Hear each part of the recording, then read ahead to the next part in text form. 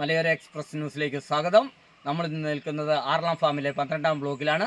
ആദിവാസികൾക്ക് സ്വന്തം പറമ്പിൽ നിന്നും മരം മുറിക്കാൻ ആകില്ല. എന്നാൽ KCB കരാറുകാർക്ക് കുടിശ്ശിക തീർക്കാൻ ആദിവാസിയുടെ പറമ്പിലെ മരം വേണം. ആറളം ഫാം പുനരധിവാസ മേഖലയിൽ 12ാം ബ്ലോക്കിൽ ഏകദേശം 10 വർഷങ്ങൾക്ക് മുകളിലായി കൈവശ ഭൂമിയിൽ താമസക്കാരനാണ് മാറാടി രാജൻ.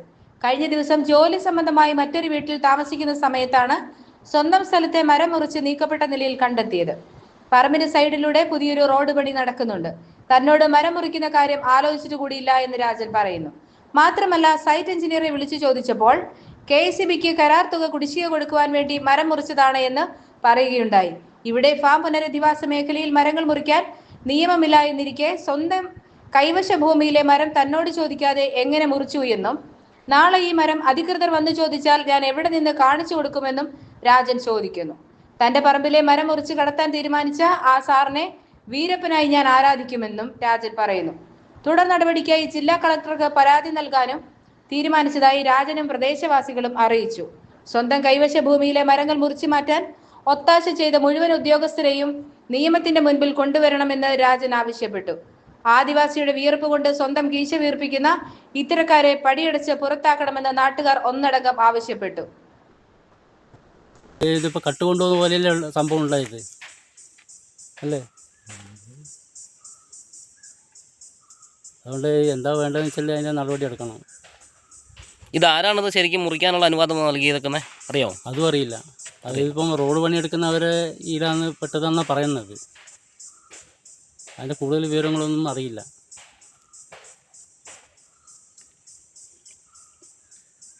എത്ര വർഷമായി ഇത് കൈവശ ഭൂമിയായിട്ട് നിങ്ങൾക്ക് കിട്ടിയത്? ഇത് എനിക്കൊരു 15-16 വർഷത്തോളമായി. അന്ന് എടുക്കുമ്പോൾ ഈ മരത്തിൻ്റെ അളവെല്ലാം കൃത്യമായിട്ടുണ്ടായിരുന്നല്ലേ, എണ്ണങ്ങൾ? ആ സമയത്ത് എൻ്റെ കയ്യിൽ വന്നതാണ്. എൻ്റെ അതിരിൻ്റെ കണക്കായിട്ടാണ് വന്നത്. ഇപ്പോൾ PWD അളവ് വന്നതിന് ശേഷമാണ് റോഡിലേക്ക് വന്നിരിക്കുന്നത്. പക്ഷേ മരം കൊണ്ടുപോകുന്നതല്ല. അതിപ്പോൾ നാളെ എൻ്റെ വില വല്ല ഇഷ്യൂ വന്നാൽ ഞാൻ അതിൻ്റെ പുറകെ നമുക്ക് ഓടാൻ കഴിയില്ല. ഞാൻ മുറിച്ച് വിറ്റെന്നല്ലേ പറയണ്ടുള്ളൂ. അതുകൊണ്ട് നാട്ടുകാരെല്ലാവരും കൂടെ അതിനൊരു പരിഹാരം കാണാൻ വേണ്ടിയാണ് നമ്മളിവിടെ വന്നത്. ഇപ്പോൾ എന്താണ് ചന്ദ്രേട്ട അതിനെപ്പറ്റി പറയാനുള്ളത്? ഞാൻ ഇന്നലെയാണ് ഈ അറിയുന്നത്. ഇന്നലെ ഇവിടുന്ന് 1-2 ആൾ എന്നോട് പറഞ്ഞ് ഇവിടുന്ന് റോഡ് പണി എടുക്കുന്നുണ്ട്, അതിൻ്റെ സൈഡിലുള്ള രാജാട്ടൻ്റെ പറമ്പിലുള്ള മരങ്ങളെല്ലാം കടത്തി കൊണ്ടുപോയി. ഞാൻ എപ്പോഴാണ് കടത്തിക്കൊണ്ടതെന്ന് ചോദിച്ചാൽ അവർ പറഞ്ഞ് 3-4 ദിവസമായി. അത് അറിഞ്ഞ ഉടനെ ഞാൻ സൈറ്റ് മാനേജർ വിളിക്കുകയും സൈറ്റ് മാനേജർ പറഞ്ഞത് അത് മുറിച്ചായിരുന്നു. പിന്നെ ഇതിലൊരു ലൈൻ പോകുന്നുണ്ട്, ലൈനിന് ബുദ്ധിമുട്ടുള്ളതുകൊണ്ട് മുറിച്ചതാണ്. പിന്നെ അവർക്ക് ഈ കോൺട്രാക്റ്റ് വർക്കാണ് ഈ ചെയ്യുന്നത്, അവർക്ക് കൊടുക്കാൻ പൈസ ഇല്ലാത്തതുകൊണ്ട് പിന്നെ അത് മുറിച്ച് അവർ കൊണ്ടുപോയി എന്നാണ് സൈറ്റ് മാനേജർ എന്നോട് പറഞ്ഞത്. പിന്നെ ഞാൻ കുറേ കാര്യങ്ങൾ സൈറ്റ് മാനേജർ ചോദിച്ചായിരുന്നു. നമ്മളെ വീട്ടിലൊരു വീട് എടുക്കണമെങ്കിൽ നീക്കം വിരിച്ച് കഴിഞ്ഞാൽ അതിനകത്ത് മരങ്ങളുണ്ടാവും. ആ മരങ്ങൾ എടുത്തിട്ട് വീടിന് ഉപയോഗിച്ചോട്ടെ എന്ന് പറഞ്ഞിട്ട് ഇന്നേ വരെ ഒരാൾക്ക് കൊടുത്തില്ല. അന്നേരം അയാൾ പറഞ്ഞത് നമ്മൾ കൊടുത്തിട്ടുണ്ട്.